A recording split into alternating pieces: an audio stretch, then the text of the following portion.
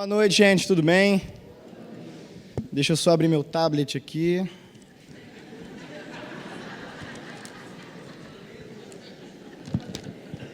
Amém. Queria falar um pouquinho do que a gente recebeu lá na Campa, né, nesses 5 dias. Todo dia tinha um devocional, né, e a gente sentava com um grupo, como você viu ali, tinha um grupinho e tal. E a gente sentava e discutia um pouco sobre um assunto. E eu queria falar um pouco aí para você. Se você puder, abra sua Bíblia em Daniel, no capítulo 1.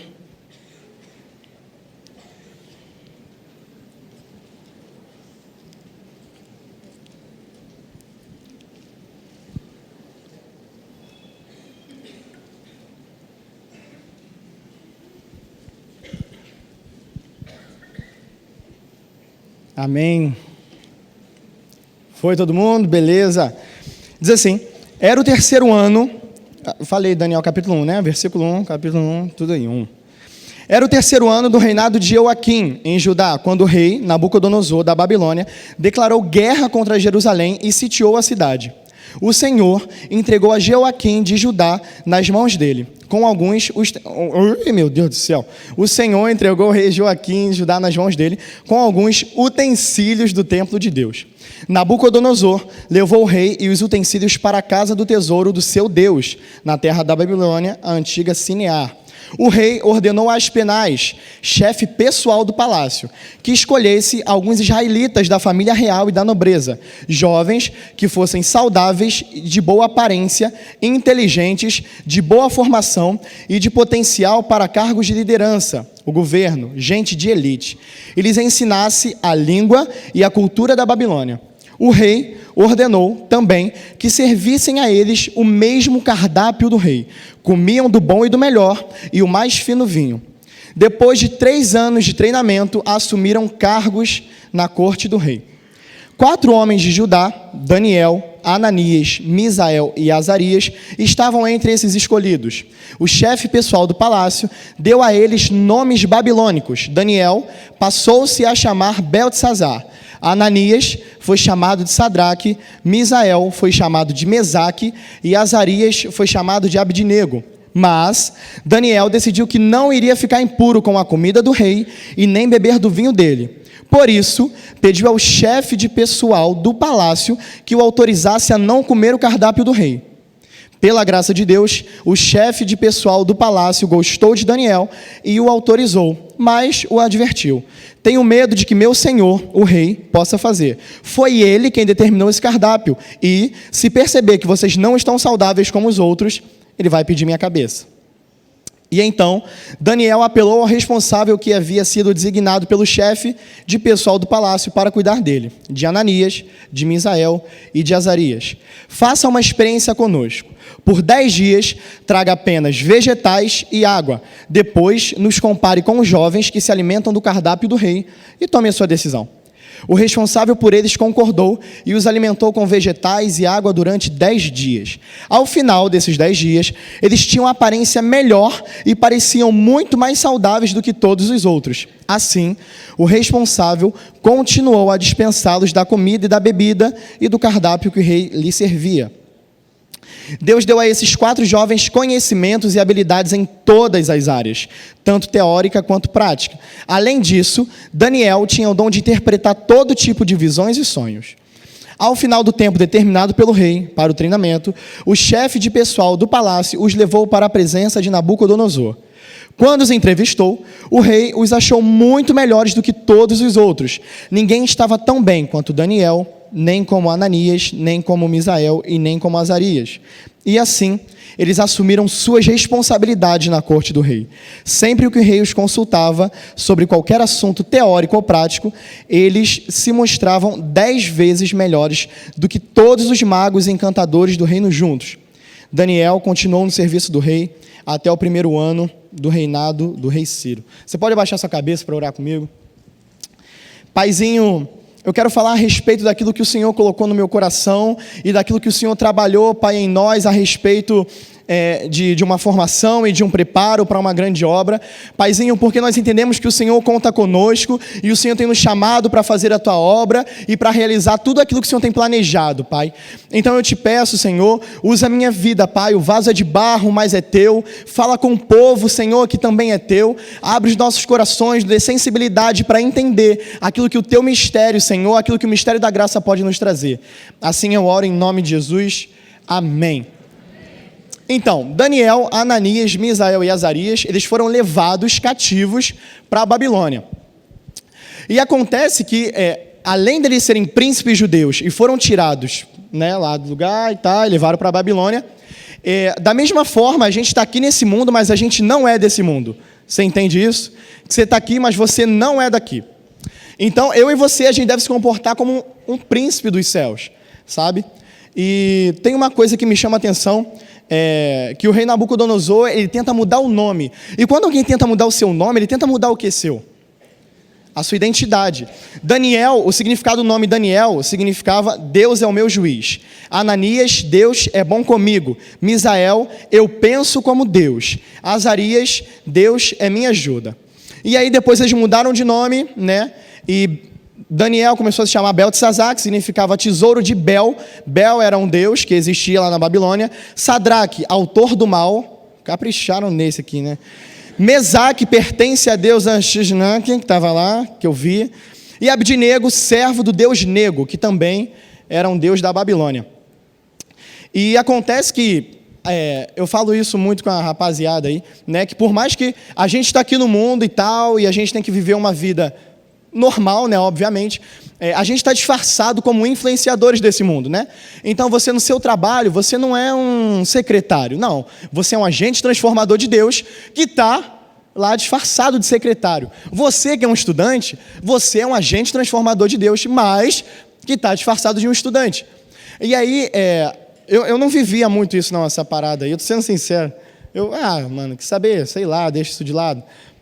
Mas eu acho que à medida que você vai crescendo e vai conhecendo a Deus, Ele te chama para essa responsabilidade de manifestar o reino de Deus. E eu falei assim, eu quero experimentar esse troço doido aí. Aí, meu irmão, acabou. Tinha uns ateus lá na sala, adorava eles. Que aí eu passava assim pelos ateus, aí o Senhor falava assim, volta e ora por fulano. Eu falei assim, fulano, Deus manda dizer, tu tá com a dor no joelho aí, não é? Aí eu orava, o menino era curado. Meu Deus do céu, o que é isso? Aí vinha para a igreja, aí eu estava bebendo água, passava, o Espírito Santo falava assim, volta lá e fala para ele voltar. Senhor, Deus manda tu voltar. E aí algumas coisas começaram a acontecer. E na verdade eu acho que é esse o propósito de Deus, com que eu e você, a gente manifeste aqui na terra aquilo que Deus tem planejado, aquilo que Deus tem preparado. E o rei, ele queria dar a Daniel um lugar de honra, né? E eu digo assim, pela nossa juventude aí, né? Porque eu só tenho 17 anos, então eu vivo as mesmas coisas que todo mundo aqui, que os adolescentes. E para o mundo hoje, o lugar de honra é o seguinte, se tu não bebe, tu é muito bobão. Se tu não fuma, tu é muito bobão. Se você não pega geral, tu é muito bobão. E o que acontece é que o mundo tem chamado a gente para ficar no lugar de honra, lugar de destaque. Aquele cara que pega todo mundo, aquele cara que bebe todas e aquele cara que fuma todas. Mas eu acho que quando a gente compreende aquilo que o Senhor chamou a gente entende que a gente está aqui, mas o que corre na nossa veia não é daqui. Amém? Vocês estão muito desanimados, gente. Isso aí. Acontece que o rei, ele fala assim, Daniel, você está achando o quê? Que você vai chegar aqui comendo tudo bom e do melhor? Não. Eu mesmo, o rei, vou estipular para você o que você vai ter que comer. Então, o rei, ele vai lá, ele come, ele bebe do vinho dele, e o que sobra ele pega, dá para Daniel, dá para Ananias, Azarias. Ele faz isso aí. E aí, existe uma coisa interessante, que é o que me chama muita atenção. Às vezes, a gente acaba trocando aquilo que Deus falou, né, que a gente ia comer do melhor dessa terra, e a gente troca o banquete de Deus para ficar lá na cabeceira de Nabucodonosor, só para receber o resto daquilo que ele come. Porque o rei, ele falava assim, não, eu quero que você coma isso, isso, isso e aquilo. Era ele que ordenava. Mas Daniel e os seus amigos, eles ficaram ali, mano, firme na rocha, entendeu? Vinha o vento e, mano, a gente está firme aqui. E acontece que quando eles decidiram manifestar o reino de Deus aqui na terra, aí que o bagulho ficou doido mesmo, né?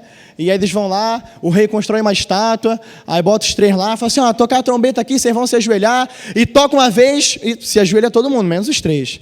E o cara fala assim, três doidão lá, bobão, o cara não se ajoelha, cara, bobão, vacilão.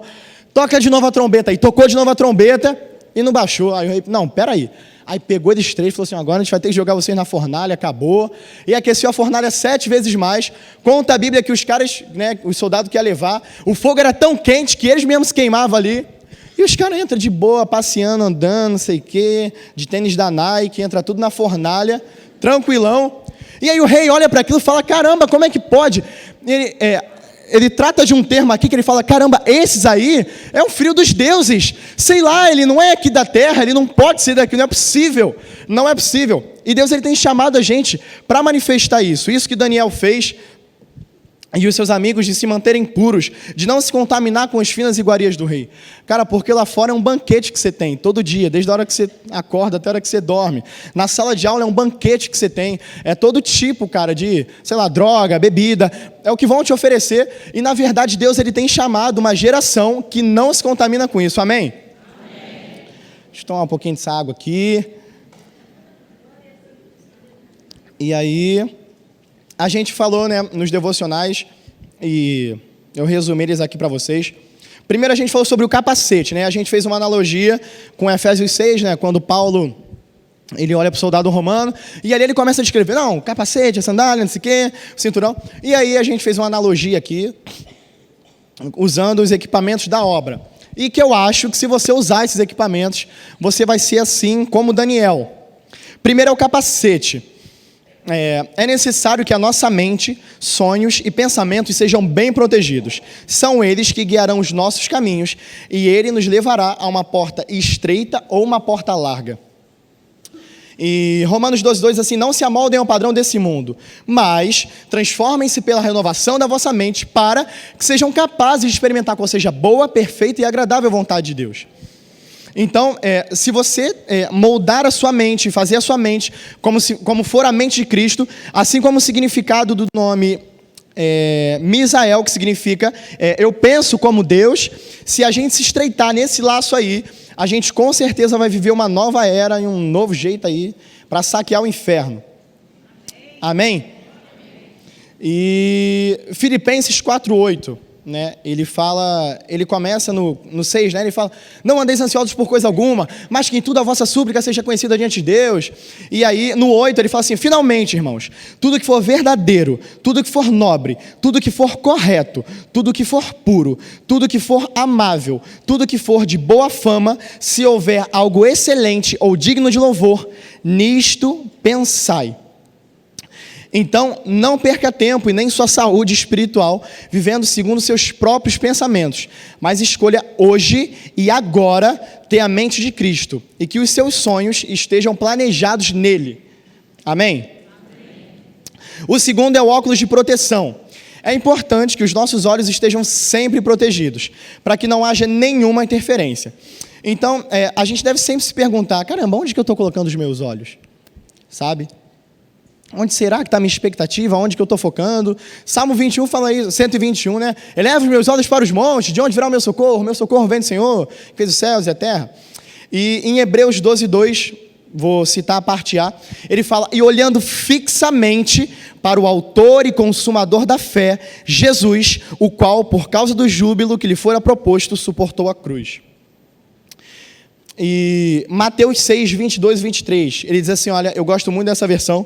Ele fala assim, os olhos são como uma luz para o corpo. Se os seus olhos forem bons, haverá luz em todo o corpo. Mas, se os seus olhos forem maus, seu corpo estará em profunda escuridão espiritual. E como essa escuridão pode ser terrível. Então, Deus ele tem nos chamado para tirar as escamas dos olhos e olhar fixamente, firmemente, para o que Ele tem, para quem Ele é.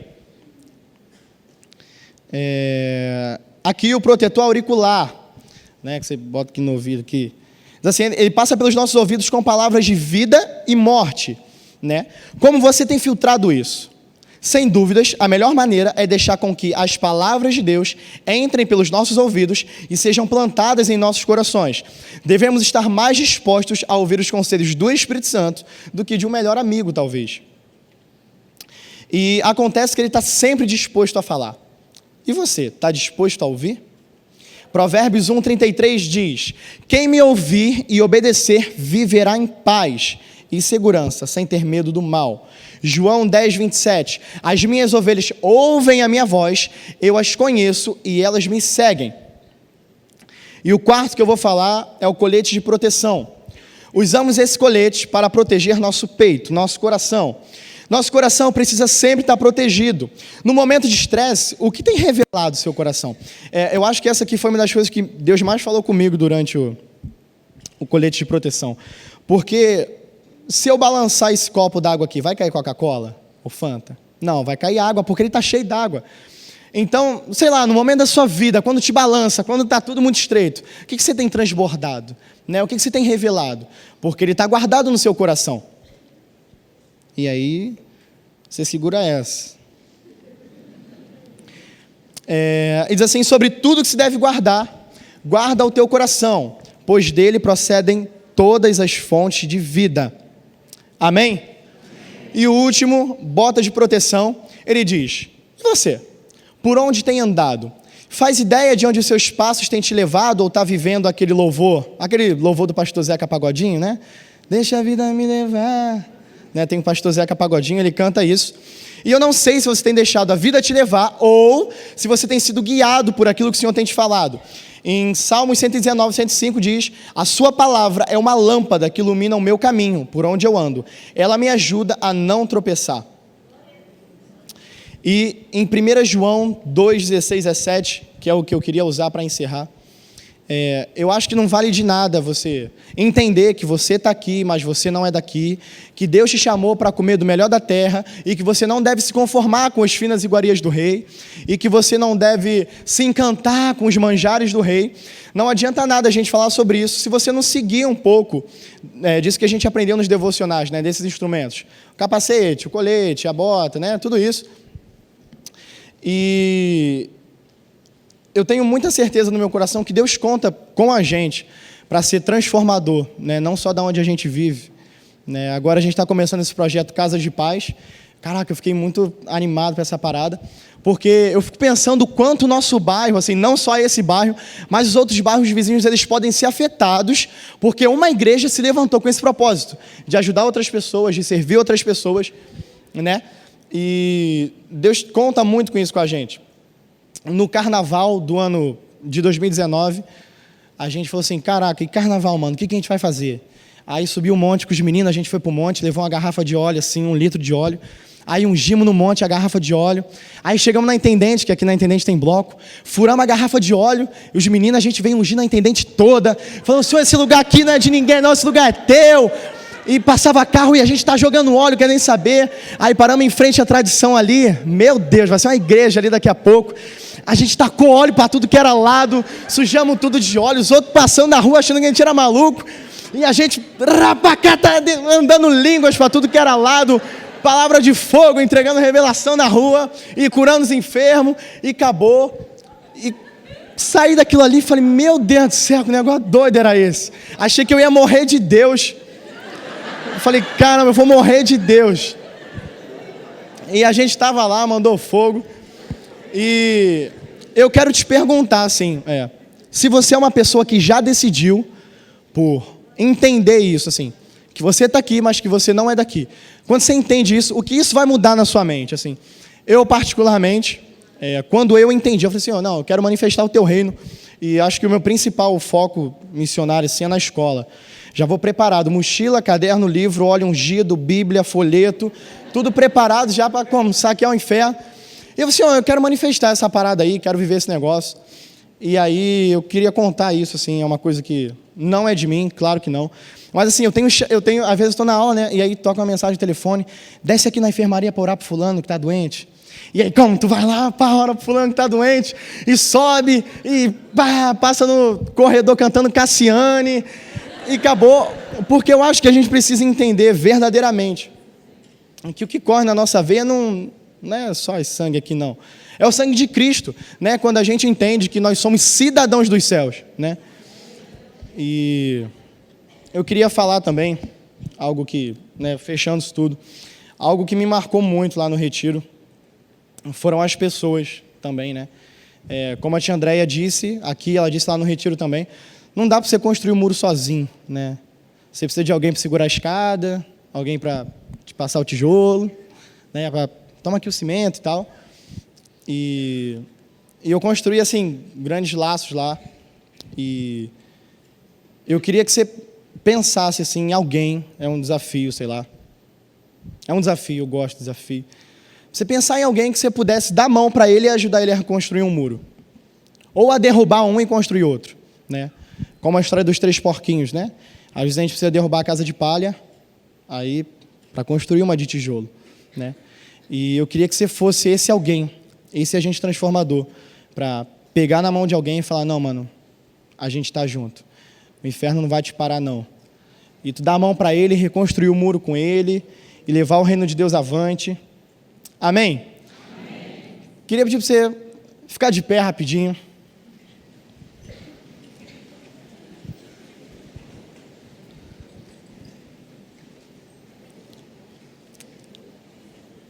Eu gosto muito do texto de 1 João 2, 16 e 17. Ele diz assim, olha, os maus desejos nos olhos, a ambição pelas coisas da vida, elas não provêm de Deus, e sim do próprio mundo pecaminoso. E esse mundo, ele está morrendo, e essas coisas más e proibidas perecerão com ele. Mas todo aquele que perseverar em fazer a vontade de Deus, viverá para sempre. Sabe, não tem... Meu sonho era fazer isso. A equipe do louvor pode subir. Mas... outra coisa que eu queria muito fazer... vou até deixar aqui, né? Aquele negócio que eu adoro quando o pastor faz. Quem está acordado diz amém, aí amém. Quem está dormindo diz aleluia. Aí uns 15 fala aleluia. Assim, adoro isso, muito bom. Mas que você refletisse um pouco sobre isso, sobre essas estratégias que o Espírito Santo te deu, assim. Primeiro é você entender que você não é daqui, né? Como a Rayane falou um pouco sobre identidade, você precisa saber um pouco a sua identidade. Tem alguma coisa distorcida, tem alguma coisa muito errada, né? Para você manifestar o reino de Deus, primeiro você precisa saber quem você é. Nem ia falar isso não, mas vou falar agora. Quem aqui já assistiu aquele filme Ué, Cadê Noé? É um filme de criança, quantos já assistiram? Então, assistam esse filme, por favor. Existe uma parte do filme, eu já vou dar o spoiler, não quero saber se você não assistiu, só lamento. Está há muito tempo lá, já era para ter assistido. Mas eu estava com os meninos e a gente foi para a casa da tia Oyama. E eu estou sentado lá vendo TV com a mãe da tia Oyama. Estava só eu e ela vendo lá o desenho. E aí acontece uma coisa muito interessante no filme. Tem um bicho lá, desse tamanho, gigante. E ele acha que ele é um parasita. Ele já aceitou na vida dele que ele é um parasita. Ele fala, caramba, eu sou um parasita, e acabou. Porque para ele entrar na Arca de Noé, né, nessa história, tinha uma lista. Então, o cavalo pode entrar, mas esse bicho aqui estranho não vai entrar, não.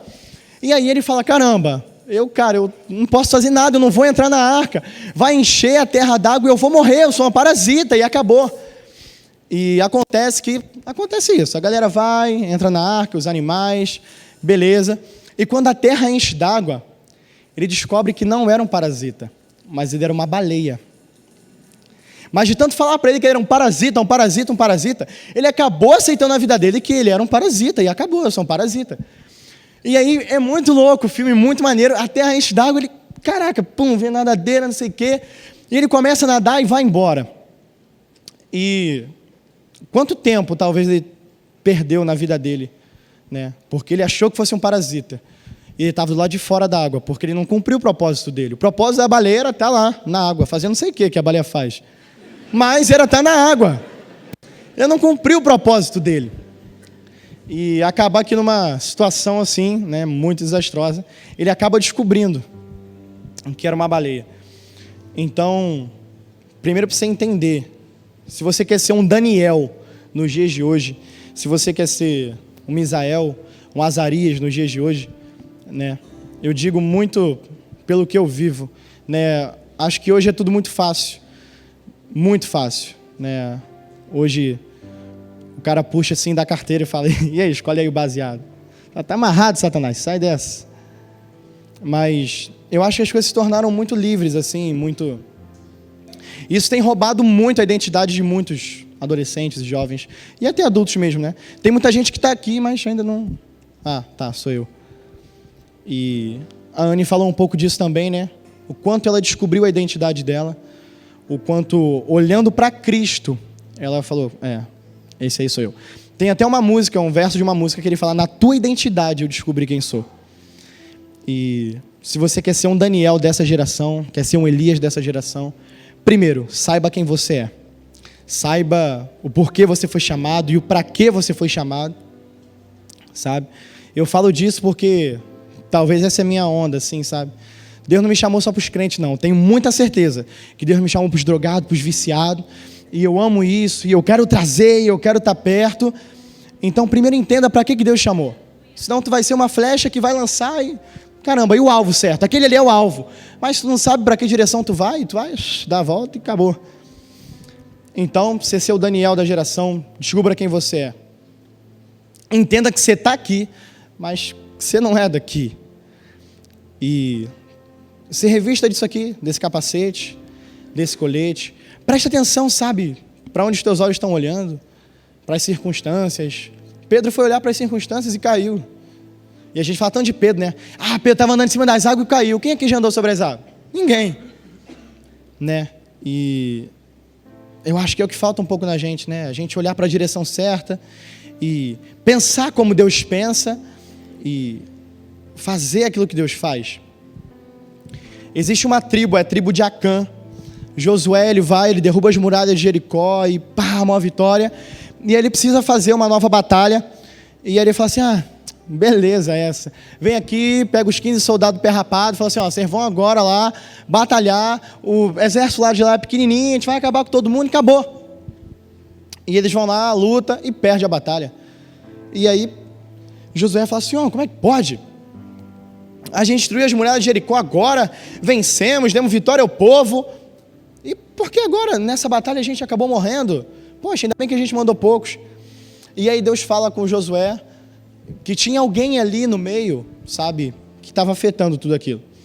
E aí Deus ele começa a falar com Josué e começam a vir as famílias. E chega ali a tribo de Acã.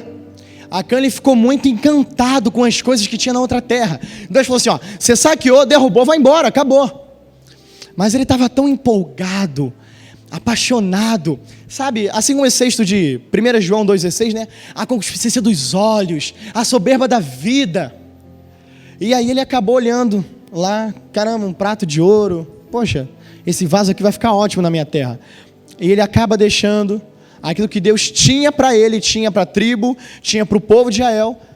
Ele vai lá e fica apaixonado por aquilo que o reino tinha para oferecer. E ali Deus mostra, foi essa tribo aqui, Acã pisou, vacilou na bola, vamos acabar com a tribo dele, e a tribo de Acã foi exterminada, sabe? E existem muitas coisas que chamam atenção, né, nesse texto, mas tem uma coisa muito importante aqui, como a tribo de Israel ela foi afetada só pela tribo de Acã, né? E o quanto a gente precisa uns dos outros, sabe? O quanto, se um membro teu, sei lá, o teu dedão do pé está doendo, você sente que ele está doendo, sabe? Eu acho que uma das coisas muito importantes que a gente teve, né, no Acampa foram os devocionais, o grupo, né? E tinha o nosso líder que estava ali para tudo, mas os nossos amigos também, né? E uma das coisas que a gente foi fazendo é um ajudando o outro, né? Às vezes a gente acha que tem que sair, subir na escada de vez e fazendo muro. Não, e Deus tem chamado a gente para colocar o primeiro e depois o segundo. E chama o teu amigo para ele te ajudar a segurar, a levar. E eu queria chamar o pastor André aqui, o bispo André aqui. E eu queria que, enquanto isso, você pensasse em alguém que você pode ajudar. Amém?